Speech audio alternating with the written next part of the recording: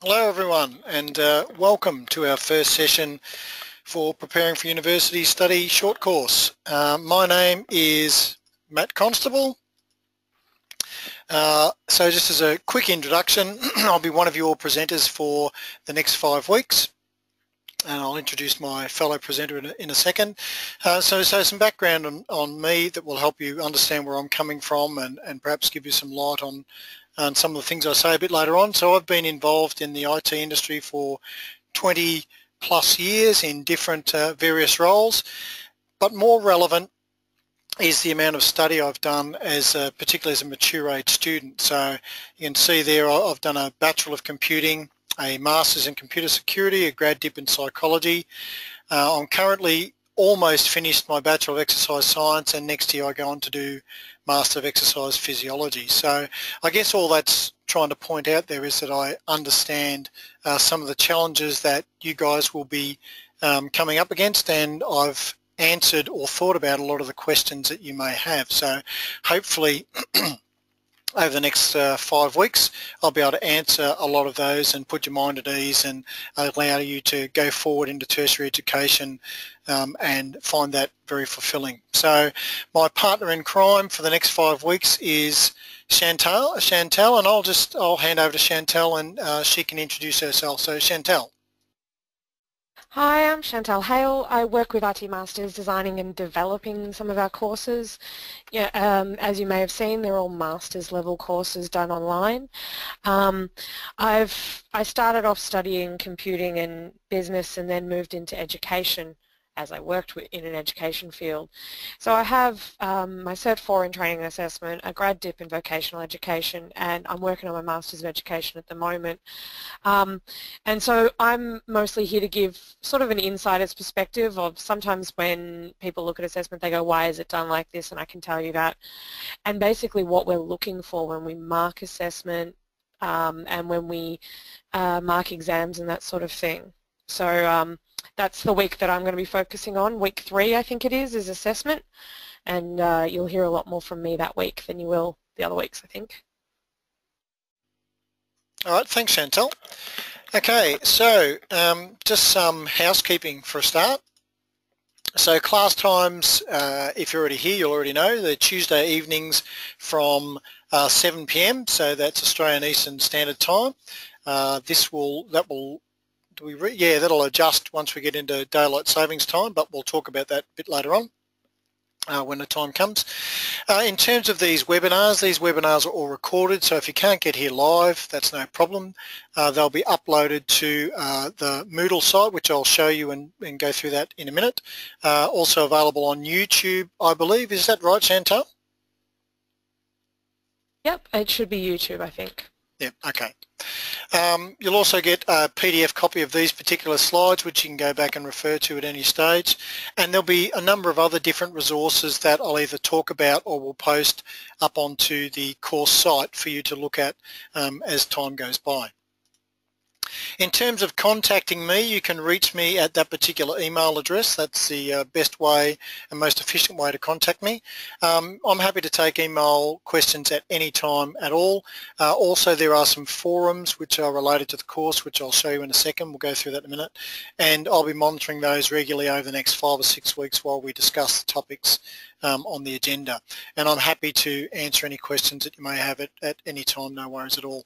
I'll generally get back to you within 24 hours, generally sooner than that, but sometimes a little bit longer, but generally very quickly I'll respond. So by all means, feel free to contact me anytime you like. Okay, so learning materials. These are some of the learning materials that we'll get to, that you'll get access to. So obviously the webinar content through the recordings and live if you're here, some web links. There'll be activities for you to do, weekly tasks and forum posts for you to look at. And then in week 3 we have a look at a practice assessment. So that will basically give you an idea of one of the types of assessment that you'll be facing when you turn up to university, when you enroll in a university course. And that's a week, as Chantelle said before, that she'll be presenting. And we'll go into that in a lot more detail as we get to that week. So now, if I just show you the Moodle site, so hopefully all of you will have received obviously a login and be able to get to your Masters, IT Masters short courses through here. So we're preparing for university study. This is our week 1 content. Dan, your view will be slightly different to mine, obviously, because you're students. I'm an instructor, so I've got a little bit more access. But the main things to point out are that each week there's a study guide, and that basically gives you a list, the list of activities for that week that we would expect you to be able to complete and able to consolidate your learning for that particular week. So each week is fairly similar, so we attend to watch our webinar session, we complete our forum task, and this week it's just about write a forum post which shares your motivation for returning to study. So why is it that you're coming to university study, either coming back, returning if you're a mature age student, or why are you coming to study, what do you hope to get out of it, what are your goals. So there's also some resources to read. So there's one called Debunking Some Myths this week, which we'll also cover in the webinar tonight, but that's there for you to have a look at. And then there's a number of videos here from Dr. Stephen Chu from the Alabama University, which talks about some principles of learning and a little bit of the psychology of learning, and they're really good to watch, and they'll help to build your understanding of good study practices and some of the psychological concepts behind your study and how you can get the best out of yourself. So if we just return to the main page, okay. So we have our webinar at 7, which you're aware of. Webinar slides for this week are there as well, so you can download them and take your time to go through them at your leisure in conjunction with looking at the webinar again if you wanted to do that. Debunking Some Myths is also there, so there's a resource there that's a Word document you can have a look at. And then we've got our homework section, and as I said before, this is a poster here, so 4 people have posted already, so it's fantastic. We've only just started, we've already got some posters, so that's great. So the basic idea is we all study for different reasons, different motivations, and those motivations will vary very widely across any student population.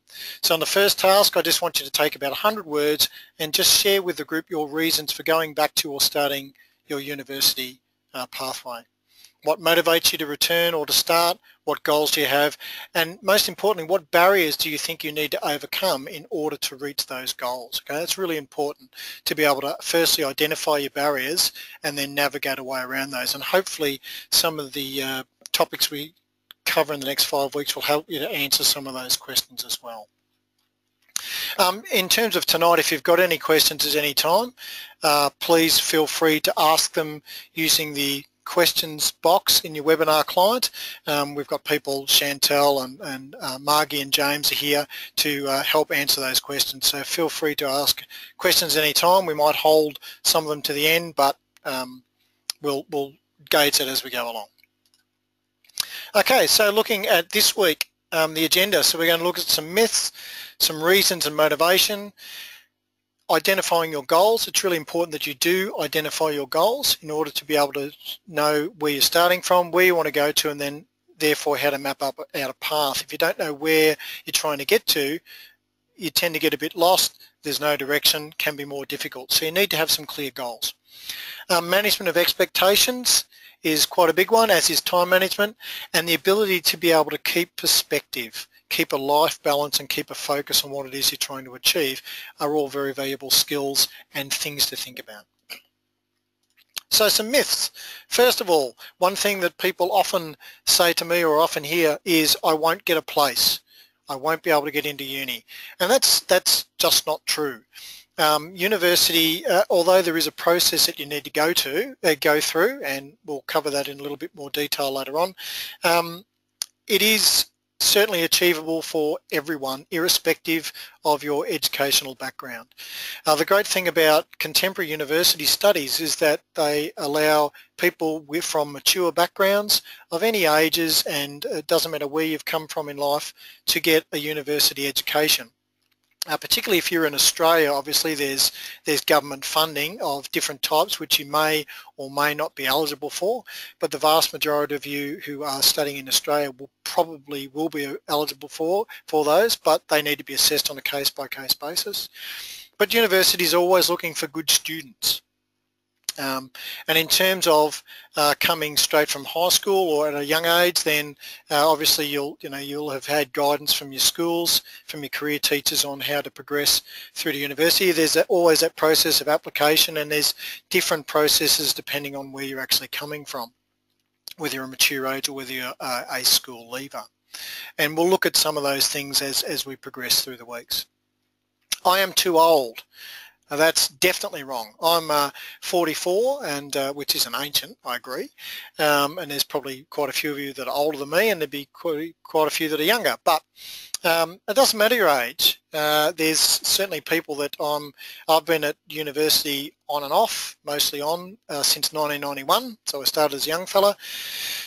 Still there now, but there's people who are doing courses similar to mine, not exactly the same, but similar in allied health, and they're in their 50s, and there's even people doing their honours years or PhD studies that are in their 60s and 70s that I'm currently working with now. So age is certainly not a barrier. The only barrier is really in terms of age are the ones that you put on yourself. And I'll just give you a little anecdote.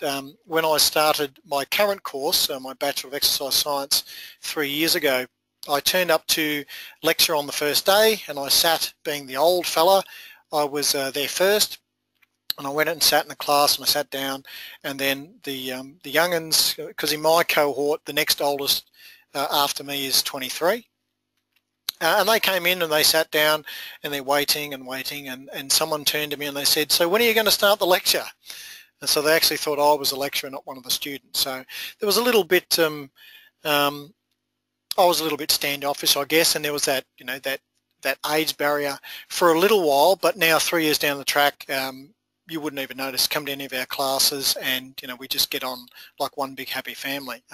Reasonably small cohort, that probably helped, but they just look at me as no different to they look each other. I'm just another peer. So I am too old. Don't ever say that. That's not right. I will have to quit my job. Definitely not the case. When I did my first degree, when I first started, I was a young fellow, but I didn't complete my degree, and I went off and I worked for a few years, and I got married, and I came back and I worked full-time and I studied full-time. I didn't have kids at that stage, so once we had kids, that made it a little bit more difficult. But I also did my Masters in Computer Security, studying full-time, working full-time, and with a family. So it is doable. I'm not saying it's easy. It is doable if you have good time management, you keep perspective, and you focus on what needs to be done at any particular time. So be mindful, stay in the moment, don't get caught up with other things that are going on around. You don't have to quit your job, and in many cases there's probably some of you that are contemplating coming back to university study or starting as a mature age student, and actually being at work can be an advantage. And often workplaces will, certainly I worked at, last place I worked in the IT industry, certainly was very encouraging of me doing my studies as well, because the more knowledgeable your employees are, obviously the better they can service your clients' needs. I won't be able to keep up. Okay, so this is a big one, irrespective of age and irrespective of experience, particularly if you're new to university study. I mean, for me, this is my 4th course, so I'm not new to it. There'll be plenty of you out there who possibly are new to it. This is your first time into it. You will be able to keep up, but it is very important that you have good time management skills and you keep perspective. Okay, and you keep focus. As I said before, be mindful of where you are in any particular moment in time. There is challenges, particularly if you're doing a full course load. Often you might have multiple assignments during at one time. For instance, one of my current master's students that I'm teaching said he handed in an assignment for my subject last night. He said he had 3 more to go by the end of this week. So 4 assignments in a week all during the week is big, but remember, you've got time. Okay, you've got the whole, from the start of the session all the way through. So it's really about time management and making sure that you get onto things early. Don't leave them to the last minute, which we've all been guilty of and will be a problem as long as there are university students around. But it is avoidable. I was no good at school. Doesn't matter. If you're a mature age student, or even if you're straight out of high school, you know, there are ways that you can get through your university education and without having to be a guru at school. I class myself as a good example of that as well. Certainly coming into year 12, which was VCE, so back in the late 80s, I remember we used to do, in Australia, we did October tests before our main exams at the end of the year, and I failed every one of those absolutely miserably. So I think the highest score I got in an exam was about 32, 33%. So I was abysmal. I had a horrible record at that stage. However, I was able to pass my final exams, and I got a sufficient VCE score to get into university. Okay, now there may be some of you out there that left school at year 10, okay, mature age, or you haven't been to school for years. You didn't like it, it didn't work for you, okay? This is different. There are ways around it. You don't have to be a genius to be able to go and be successful at university. It's about applying yourself, doing the work that's required, and using technology, using the different learning resources to your advantage. Okay, we'll talk about next week different learning styles and how different people learn, and you'll see then it'll start to make a little bit more sense about the resources and how you can pull them together to your best advantage. But not being good at school shouldn't be a barrier for you. So reasons and motivations. So why do we return to study? And this, of course, you know, points directly to our first forum task. So why do we return to study? There can be career advancement. So, and I'll use myself, if you allow me to indulge, and I'll use myself as an example here, because obviously I can speak from my own experience. So career advancement. Certainly my master's in computer security, that was exactly for that reason. I'd done my degree, I had a few years off, and I thought, well, you know, why not go back and do a master's, see how it goes with my career, you know, to get me higher up the chain. So that's one motivation.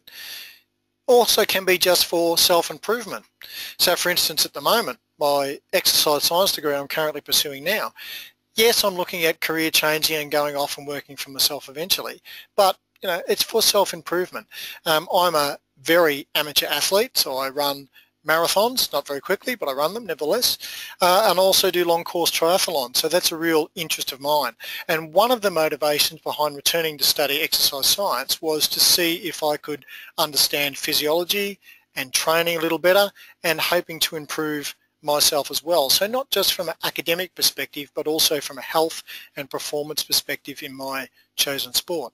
So there can be those motivations as well. You might be interested in starting a new job and you need a qualification in that area for it. Like me, looking to get into exercise physiology, allied health. Okay, so I need a qualification to be able to do that. So that's another. You may want to start your own business. Again, eventually I'd like to work for myself. So I need to be able to have those registered qualifications, those recognised qualifications, in order to be able to fulfil my goals. If I don't go and do this course and successfully pass and get the practical hours and sign off and so on and so forth, I can't pursue my dream. Career change, okay, that's an obvious one, and that tends to happen more often now. People older than me generally, well, and in my, say, in my father's age group, you know, through the 40s, 50s, 60s and 70s, often people would work at the same job for, I mean, all of us will know people that have worked at the same job for 30, 40 years. That's, the belief is that that will change as we progress. So even people like my kids coming through, I've got a 13 and a 15-year-old, as they're coming through school and getting into work, it's quite possible that they might have 3 or 4 different distinct careers in their lifetime. I'll probably end up having 2. And people, my father only ever had 1, where he actually worked in the same factory for 50 odd years. So times are changing, things are changing. The other thing we need to understand too is that technology changes so quickly now that there are very possibly, well, there will be jobs in the next 5 or 10 years, occupations that don't currently exist. A perfect example of that is when I first started in the IT industry back in 92, 93, IP telephony did not exist, so IP phones didn't exist, so that's basically digital communication using networks. And then about, what, 10, 15 years into my career, all of a sudden this new industry, this new job came up. You look at jobs around social media. Social media didn't exist 10 to 15 years ago.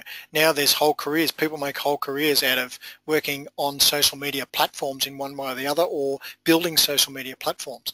So it would be naive to think that that wasn't always going to be the case moving forward. So there will be professions in another 10, 15 years time that are totally different to what we see now. Some jobs will die out and disappear altogether as demand drives away from them. Others will become new. So it's quite feasible to think that you may go through, as a young person, you may go through 2, 3 distinct career changes in your life. And there may be others that you guys have with your experience that, I don't know, because obviously we're all different. We all have very different motivations for doing the thing we do. You may just do it because you're interested, simple as that. And that's what I want you to share on the forums this week. So tell me and tell everyone else in the course why it is that you want to go back to university. So what do you want to learn out of it? What do you want to get out of it? What do you hope to achieve? And leading on to that, perfect segue, Matthew. So goal identification. Going into any course, you need to have an understanding of what it is that you want to achieve, okay? And then how do you satisfy that achievement? And the reason it's really important to understand that early is because there are so many different areas, so many different ways it can go. Okay, if we're talking tertiary education, there's obviously universities, but then there's also TAFE systems as well. Okay, so vocational education and training, and very different levels of education within each of those. So if we just looked at university, for example, well, generally the first port of call is the degree, the bachelor's program. Now, as time has progressed over the last 25, 30 years, there's sprung up this idea of academic inflation, okay, where a degree, like 15, 20 years ago, if you went off and did or maybe a little bit longer, but if you went off and did a 3-year bachelor's degree, you would be extremely well qualified to walk into whatever industry it was that you were studying for. Pretty easy, or a lot easier. Now, however, it's starting to get more difficult. So, okay, so a bachelor's degree, a lot of people have bachelor's degrees, so there's a requirement for extra study now to go on and do a graduate diploma perhaps, or a master's degree, or other short courses, or even further into the research world where you may do a master's in research or go on and do a PhD. It's important that you understand how far you want to go as early as you possibly can. Now, I understand that not everyone's able to make up those decisions early, but the earlier you can make that decision and identify what your learning goal is, the better you can then map out a course and start off down the correct route. For example, I'll give you another personal example. When I first started this exercise science degree, the idea was to just do the 3 years, then do the master's year, get qualified as an exercise physiologist, and off I go, doing my own thing. However, now it's 3 years into that course, I'm now thinking of, okay, I'm going to do the EP year, get my qualification, but then I'm thinking, I did a research project this year, I really enjoyed it, I think I might enroll in a master's and then go on and do a PhD. Now, saying it like that off the cuff sounds pretty easy, and even though there's a lot of work to get to that stage, it is relatively easy. The processes are there for you to actually do it, but you need to make those decisions on how far you want to go nice and early, set some goals, and away you go. That will help you map out different rungs on the ladder. How do we get to the point I want to get to? So that's from a course perspective, but you also need to set shorter goals. So that's big picture goal, okay? So that might be your somewhere between 3 to 6 year goal. Then you need to have your individual goals, so your little goals. So there might be a goal for the year, goal for a semester. So say, all right, a goal for a year is I want to, I don't know, let's say you want to get a B average for the year, or a C average or an A average, whatever it is, doesn't matter. You want to get average for the year. Once you've mapped that out, once you know that's what your goal is, you can then break it down into smaller bits. Okay, so first semester I have subjects 1, 2, 3, 4 or 1, 2, however many subjects you've got. Then you look at what the requirements are for each subject, the assessments, contact hours, how much expected study there is, and you map that all out. Okay, now I suggest that even before you or shortly after you even apply for a university place, that you go to your university, either their website or go to someone on campus, and you find resources which will give you the entire structure of your course, how many contact hours, what's expected, and perhaps go and talk to some lecturers in order to work out what sort of assessments there may be along the track. The earlier you do that, the easier it is, particularly if you're just starting or you're transitioning back into study after a long layoff. If you get that done out of the way early, it makes the whole process much smoother, much less stressful. You're not worrying about things as you're coming up to them. You're forearmed. So you're forewarned, you're forearmed, you're ready to go right as you go along. And then within each subject, you can obviously set your goals too. Okay, so a goal might be, I want to attend every class. I want to keep up with my reading every week. I want to be able to get this sort of average mark for this particular subject, or look at the learning objectives for each of the subjects, and I want to nail this, this, and this one. Okay, it could be any number of little goals. The point is you need to have those little goals in order to reach your big goals. So you have your big picture goals, and then you break them down into separate steps. The good thing about that is all courses are structured to lead you to the end result. However, you still need to take some responsibility for that and understand that you have to set some goals along the way to keep yourself motivated, to keep yourself going, to keep yourself in the loop. So some things to consider, as I briefly touched on the last slide. So carefully investigate your course options. So find out how much commitment there is. Is it a 3-year course? Is it a 2-year course? Is there a 4-year program? Can you do it part-time, for example? Can you do it, does it have to be on campus? Can you do it off campus? Okay, Charles Sturt University is one of the best universities anywhere going around for offering off-campus studies for a massive range. I think the vast majority of their courses are available off campus, and that's fantastic because it gives you that flexibility of not having to be tied to a lecture theatre at a particular time.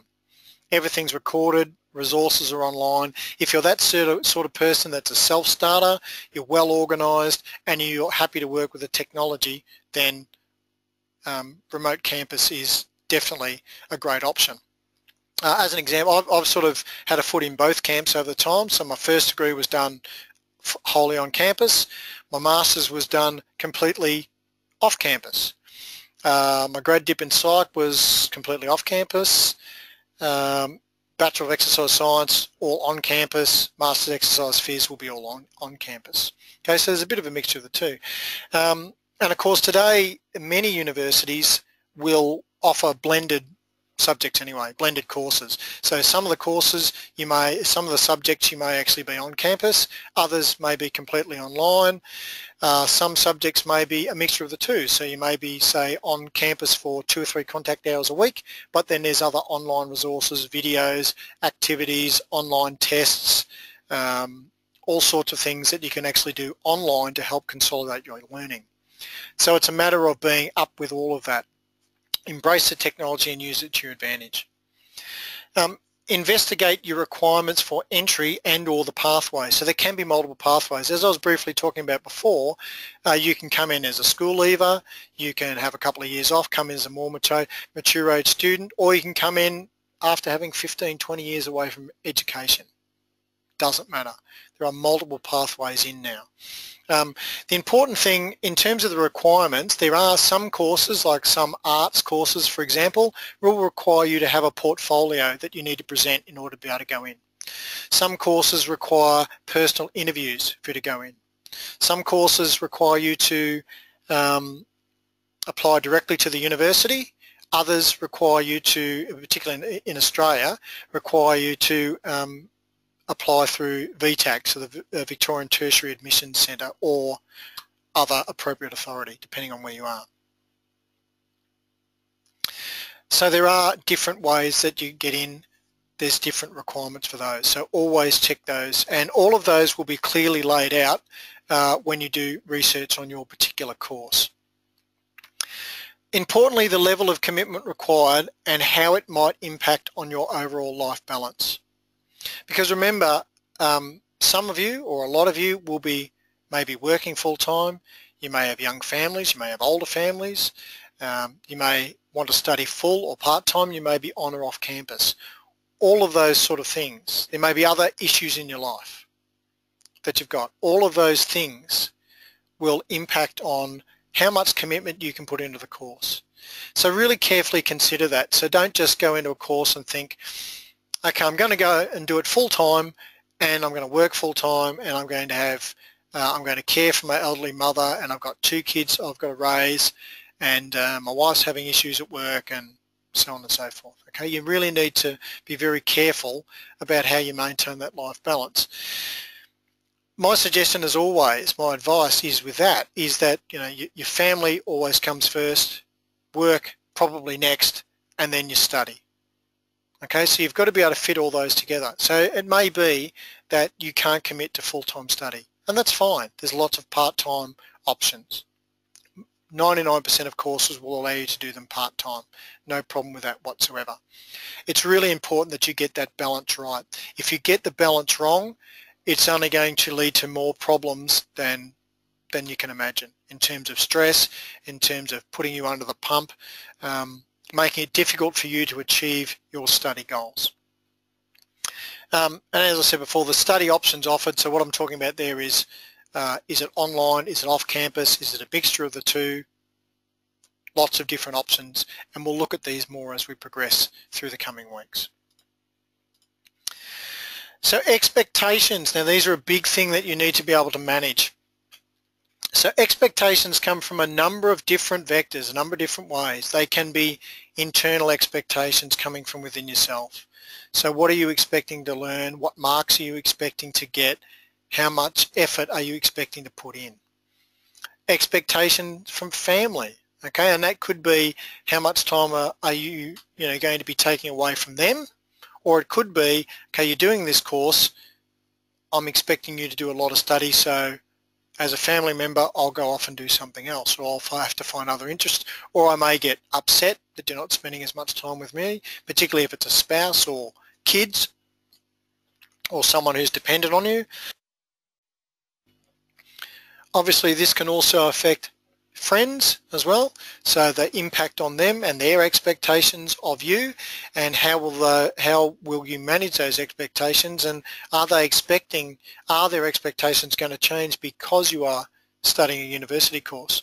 It may be that they don't change their expectations. They're still expecting to have the billiards night every Friday night, or expecting you to come and watch the footy with them on a Thursday night, or the cricket, or whatever sport you're into. So there's those expectations. Lecturers also have expectations on students to attend classes, to submit assignments on time, to ask if they have problems, to put in appropriate effort based on the course. No matter who you are as a lecturer or a mentor, your subject is always the most important.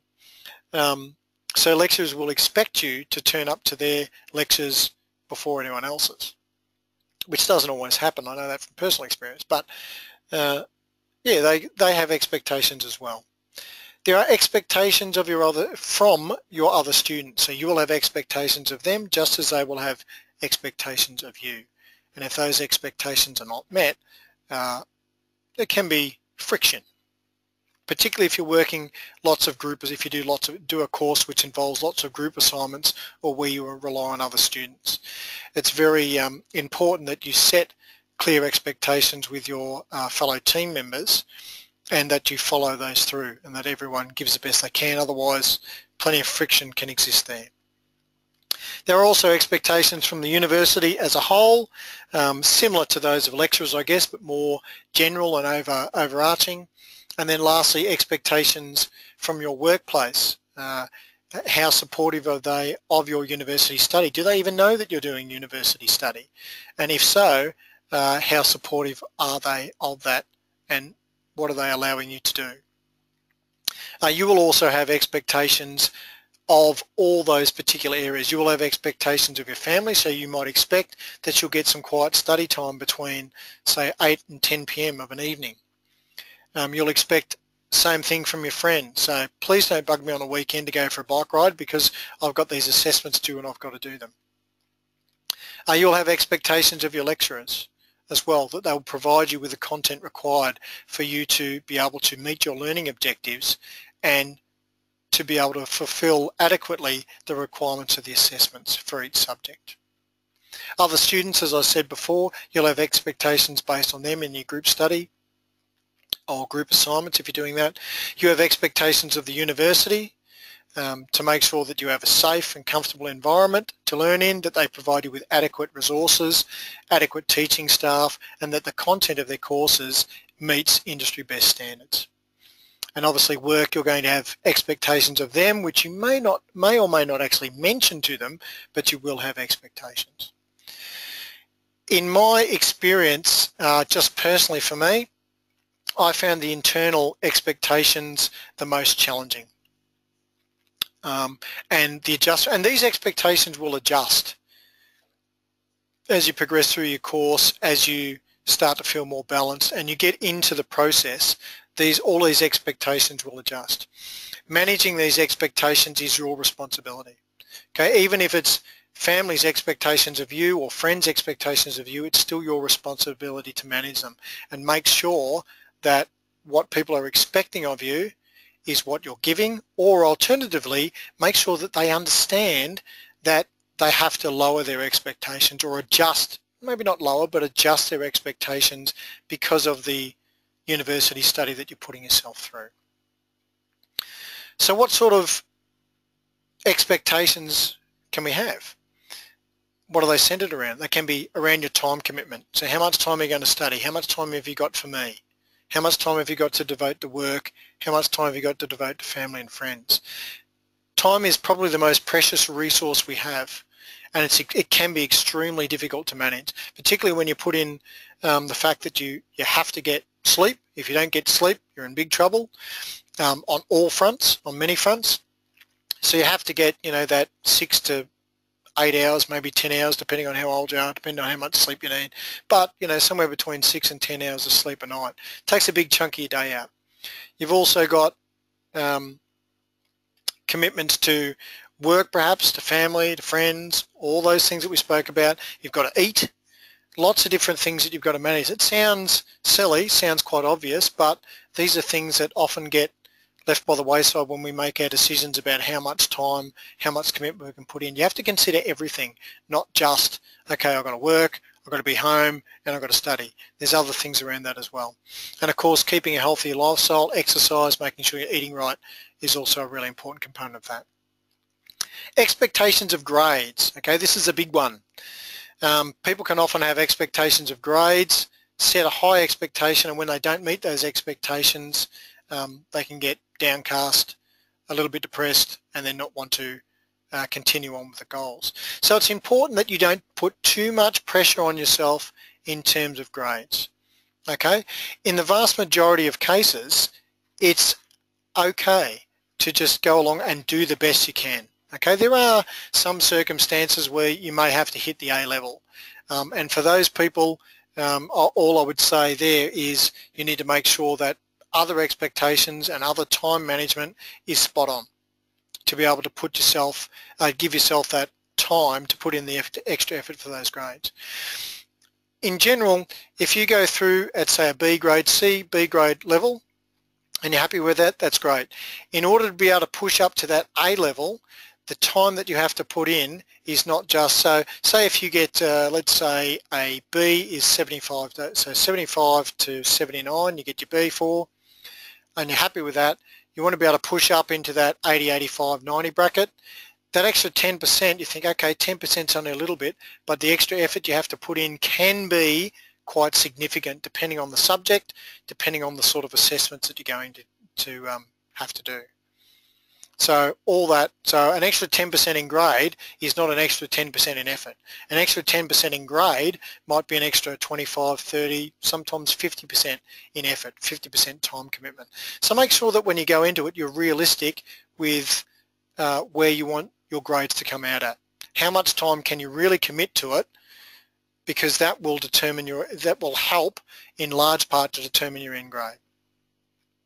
So in general, if you looked at a university course which was worth 15 credit points, say 4 or 5 contact hours a week, generally lecturers will say we'd expect you to at least double that going into it. So at least an extra 4 to 5 hours on top of that, possibly more depending on the type of subject. So bear that in mind, that when they say 4 contact hours, that isn't total hours.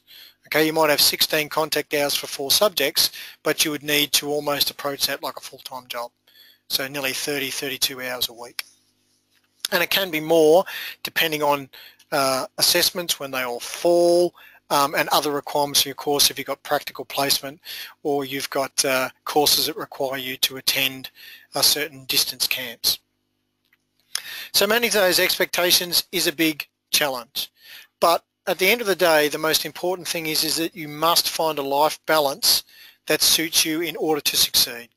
If you don't find that life balance, so if you don't have a good mixture of family, leisure, work and study, and other things that you may want to do, if you don't find that right balance, if you don't strike it well, you're going to be in trouble. You won't be able to succeed in your goals, or if you do succeed in your goals, you'll have to vastly sacrifice something else in your life, whether it's your family, leisure, or work. Okay, when you add an extra component into your life, you've got to reshuffle the balance. And most of us are really good at balancing home life with work life, but when we add in study there as well, and we add in some leisure activities, which hopefully we all do because we need to get out and exercise more. That's the exercise science of me talking. We need to be able to find that good life balance. If we don't, everything falls down. So time management, as I said before, and this is my opinion, but I think it's a pretty good one, is that time is the most valuable resource you have. It's one of the few things that you never get back. Once it's gone, it's gone. Okay, you can replace many other things. Some are much more difficult than others, but time is something that you can't replace. Once it's gone, it's gone. And we all have, whether we know it or not, we all have a finite amount of time. So we need to make the best use of it we possibly can. So make a list of priorities. Make a list of priorities so you know what is really important to you, and allocate time to each of those priorities based on how important they are to you. So obviously you may want to do this on your own. I would suggest that you would want to do this in conjunction with your significant others. So work out what really is important to you. How important is the course that you're trying to, or the study that you're doing, in relevance to everything else. And it may be that it's, number 2 priority after your family. Okay, maybe it's not quite as important as work, family, but it's going to help me to get better in my work, so it might be a 2.5 to a 3. Okay, where does it fit on the priority list? It's really important that you do that, because often I get people to do this, and I've been involved in this before in other areas, in previous jobs that I've done. And sometimes it's really surprising what people come up with, the order of their priorities and the list of priorities. And sometimes people can really surprise themselves on the order of their priorities. So it sounds like a really simple task, but it's really worthwhile doing. So then you've got a clear picture in your mind, what's important to you, how much, and then you can allocate appropriate amount of time to each of those priorities, and then that's your base plan. That's where you can start from. Once you've done that priority list, now I've said there, do not deviate from them unless something drastic changes. And of course, drastic changes happen all the time, don't they? Things change all the time. The point about that is, don't change your priorities, don't change the time that you're allocating to each of your priorities unless something significant happens. Okay? Really significant. So you might change jobs, for example. So change jobs, then priorities may change. You may all of a sudden have to start caring for an elderly parent, or a child may become sick. Those are significant issues in your life that has to be balanced around your study. Things like, oh, my child wants to go off to a friend's place and I need to do some study here. Or things like that, not so important. Priorities may not be so great. And these are just examples from my own understanding. I mean, your mileage may vary, obviously, depending on where you're coming from. But once you set your list of priorities, once you set that time aside, try to keep to it as much as you can, because that's the best way to enable you to reach your end goals. But as we know, any university course, minimum of 3 years. Okay, things can change. A lot can change in 3 years. A lot can change in 3 years. So you may move jobs, your spouse may move jobs, you may have built a house, you may move interstate. There may be significant family events that happen that changes things around. So if those things happen, yeah, sure, absolutely, change your priorities. Reorganise your priorities. You may have problems with your health, significant problems with your health. Okay, that's one that I commonly see in my role as a mentor. And when those things happen, then we don't have a choice. Okay, but work out what those priorities are, set some time aside and go for it as best you can. So perspective, okay, this is another really important one. And not just with respect to marks or subjects, but long-term pictures and long-term goals. A common issue that I've come across, particularly with school leavers that have come through university education, is a little bit the expectations of the sorts of employment they're going to go into originally when they first graduate can sometimes be out of whack. You have to be realistic. Yes, you're going back to university. Yes, it's a substantial commitment. It's a fantastic thing to do. You'll have a degree at minimum at the end of it. But how is that going to help you? What is it ultimately going to deliver you at the end of the day? So you may have an expectation that, okay, once I finish this degree, I'm going to go and get this particular job at a really high pay level. That may not happen. As a graduate from a bachelor's degree, often you will be, unless you've got a lot of experience, and you may have if you're a mature age student, when you come out of university, you generally filter in at the bottom of the pile and you work your way up.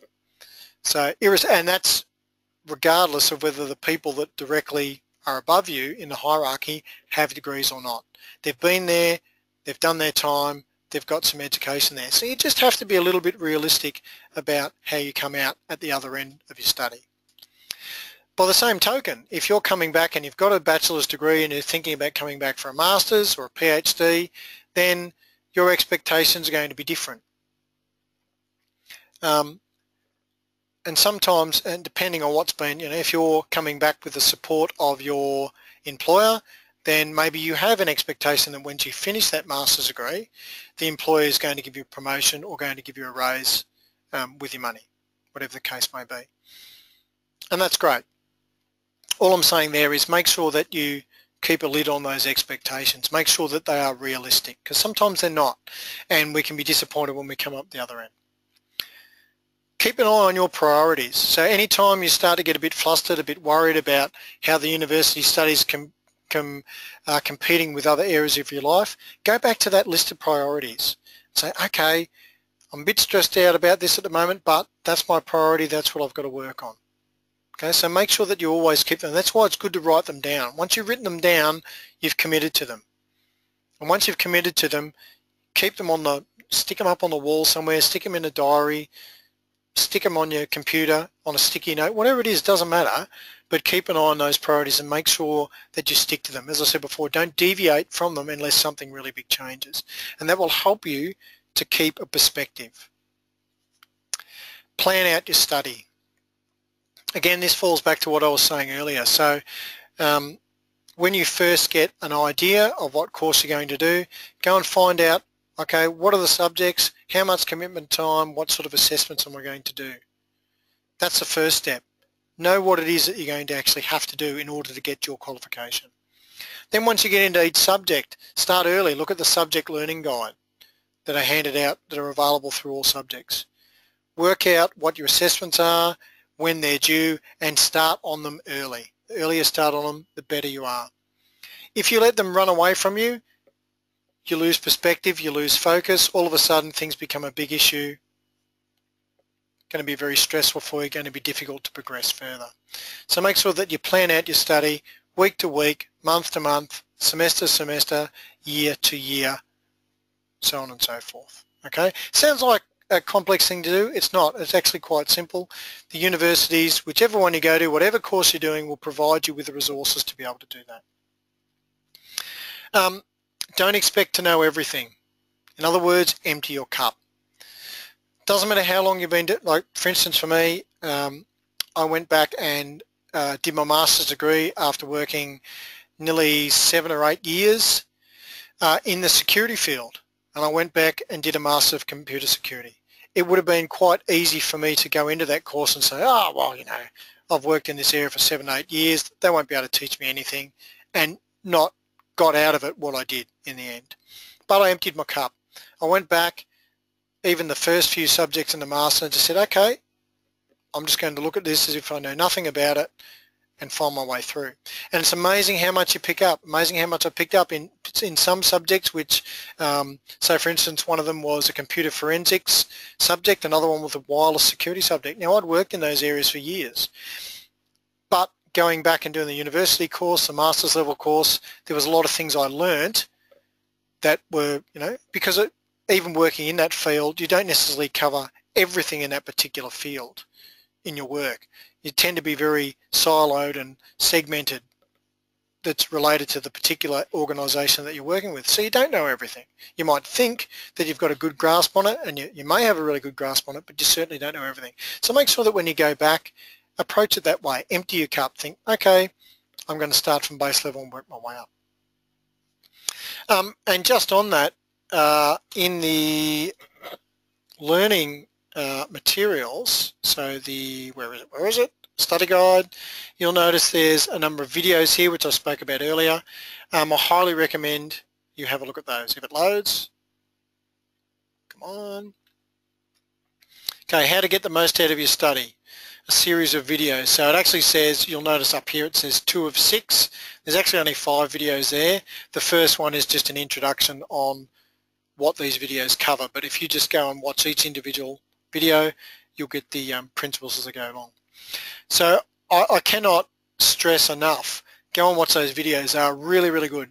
For anyone that's considering going back or entering tertiary study, there's some absolutely fantastic material there that will help you to think about learning in a way that I dare say you probably haven't thought about before. He talks a little bit about time management, about managing expectations as well, but mainly he talks about the process of learning, which we'll look at a little bit in detail next week. So these videos are a perfect segue into that. So I really encourage you to have a look at those. So okay, we've reached the end of the webinar component. So now I'll open up the floor to you guys if you've got any questions and answers. So anything you would like to share with us or like to expand on, just use your little question applet as in there to have a look at, to enter any questions that you may have. And I'm sure Chantelle will be happy to answer any questions that you may have as well. So Chantelle, is there anything that you wanted to add before we start the question session? No, I think you've covered it all pretty well. One of the things that I wanted to note from the get-go is, as a mature age student, one of the things that I had to keep in mind is that we're all mature age, we're all adults, and even when you approach it as an adult in their 30s or whatever, you still sometimes have that mentality of, well, the teacher knows everything and I can't approach them with, I need an extension for this reason. One of the most important things about being a mature age student is that we're all adults and we're all here, and generally we will all react in mature ways, hopefully. So yeah, don't be scared of coming back to university because of the way you were treated or saw high school, even if it was many, many years ago. Yeah, and that's a really excellent point. Yeah, thanks for bringing that up. That was that is a excellent point, particularly in regards to don't be afraid to question.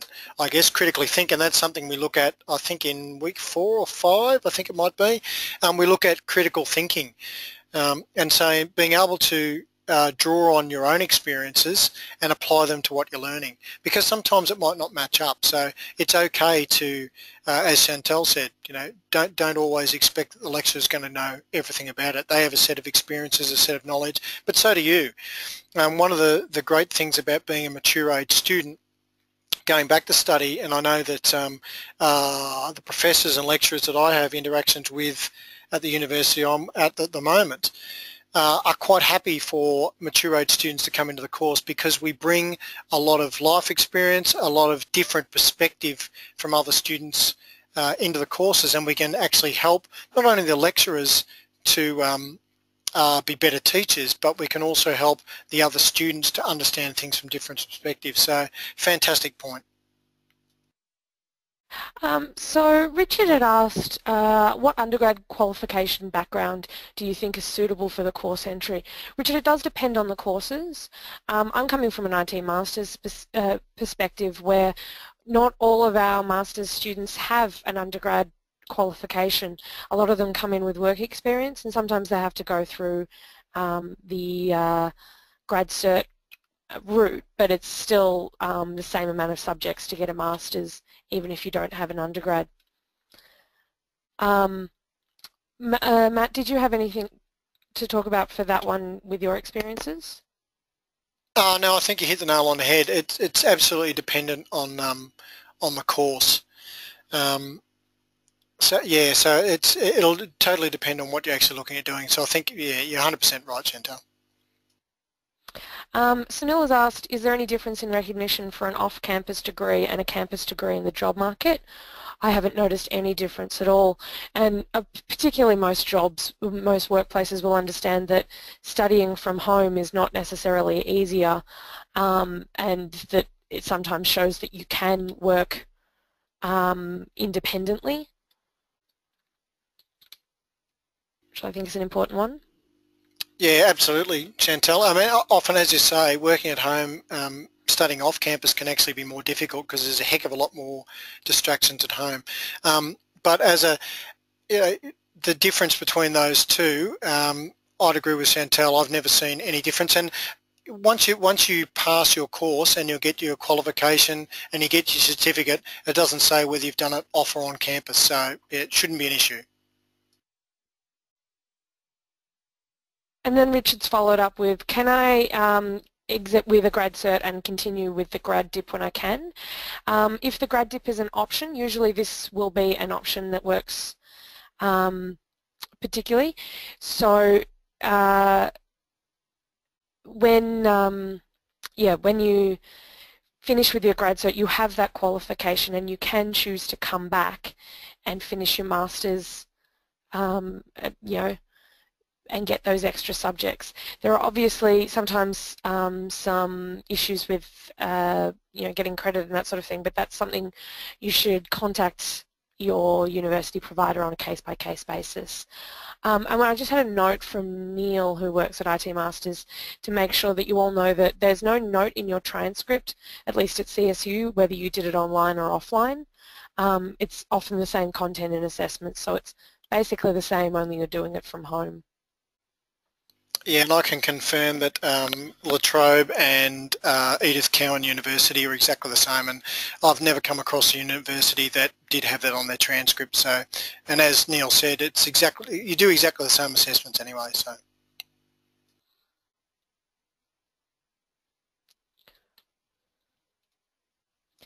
I can't see any other questions for now. If you do have questions, feel free to, you can put up your hand and we can answer them.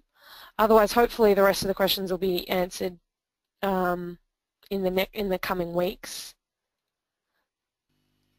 And of course, guys, if you've got any questions that you think about once you've had some time to reflect on what we've discussed this evening, then feel free to email me or to pop a question up onto the forums on the Moodle site, and we'll get back to you with an answer for sure.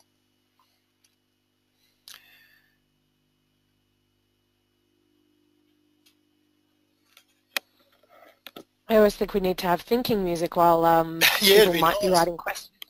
Or a little note that just says such and such is writing a question, so that I know someone's writing something.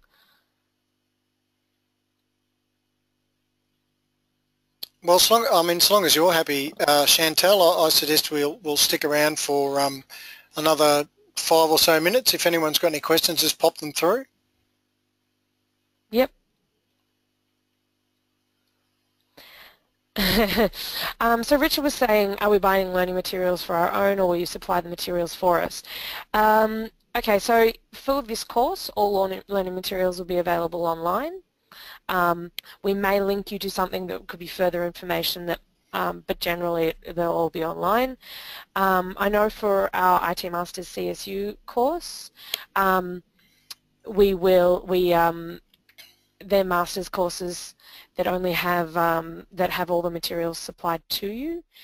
Alexander, this course is about studying bachelor's, masters. I know from my experience we teach at a master's level at IT Masters, so that's how I'm approaching it. So even in the assessment weeks, we will be covering some master's level assessment and how to approach it. We're hoping that this course covers learning at all levels.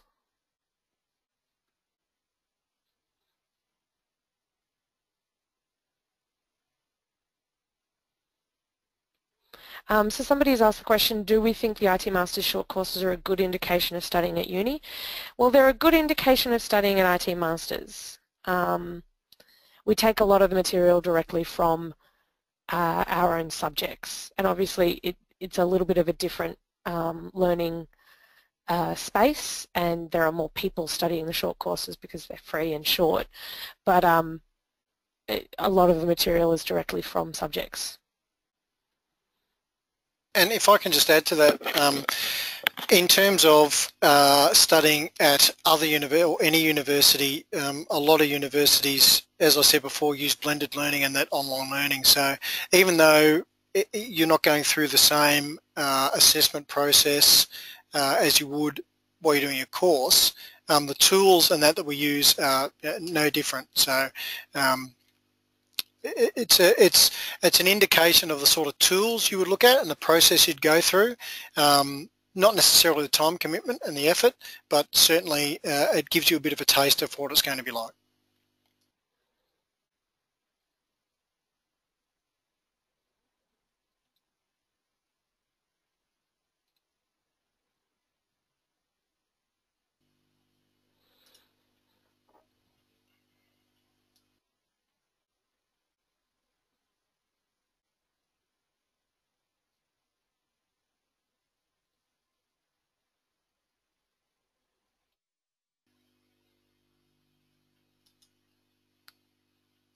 Okay, dare I say it, there doesn't appear to be any more questions. Oh, there we go.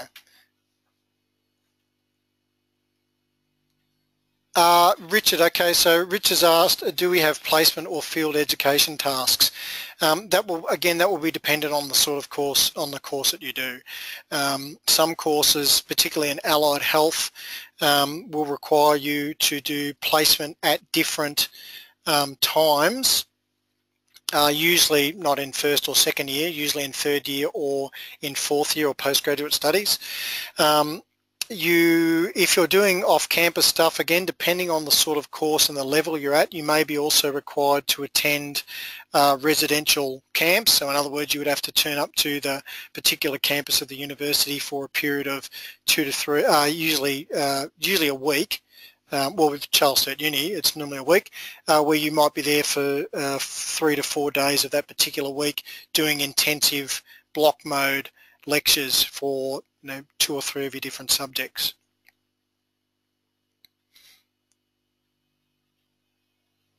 One of those things where Matt was talking about earlier, checking with requirements before you start a course, and particularly as you start studying a subject and you realise that that's not a feasible option for you, it's better to find out earlier than later. So Rogers asks, could you give an example of a typical workload of an IT Masters qualification, assuming full-time work is part of the story? So most of our students work full-time and study maybe 1 or 2 subjects per session.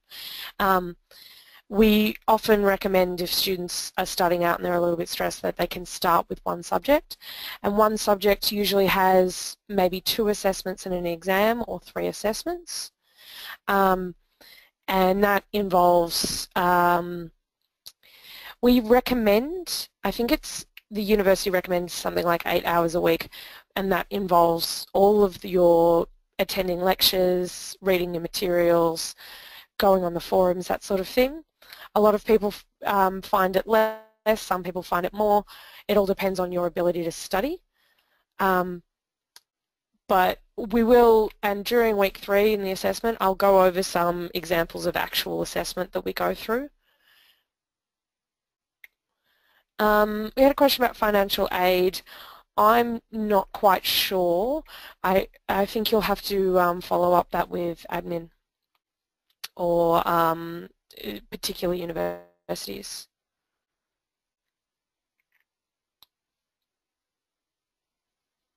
Yeah, I'll just add a little bit to that in it. Some universities will offer scholarships for international students, but as Chantelle said, you'll need to check with the individual university and their individual course as well, just to confirm that.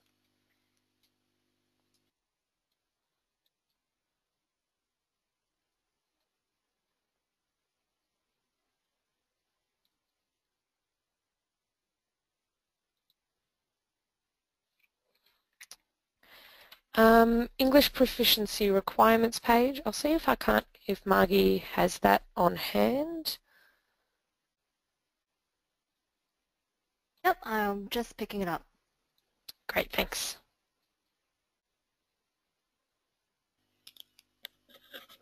We can also put that up on the site as well, Chantelle. Yep. And Neil from IT Masters wanted to note with the English proficiency requirements at IT Masters, exceptions can be granted if you have Australian experience for at least 5 years. And we've certainly had students that I've taught in the last few years that English certainly wasn't their primary language, and they've got on fine. So we tailor that and we help out as much as we can. So Chantelle, Richard's just asked, he's graduating December, he'll be with an Australian education qualification. Will you need him to prove which English test as a course requirement? Yeah, if you have an Australian qualification, that shouldn't be necessary. Cool. Okay, it sounds like we've got most of the questions, possibly. And again, if you have any more questions, feel free to just pop them up on the forums. Yeah, or just email me directly, either one. If it's more of a personal type rated question, feel free to just email me directly. If it's anything that you're happy to share with everyone, just pop it up on the forum and we'll get to it as soon as we can. But otherwise, thank you to everyone for attending. Thank you to my colleagues Chantelle and James and Margie for their assistance during the evening, and Neil in the background, I know you're there. And we'll see you same time next week for topic number 2. All right, so we'll see you then. Bye all.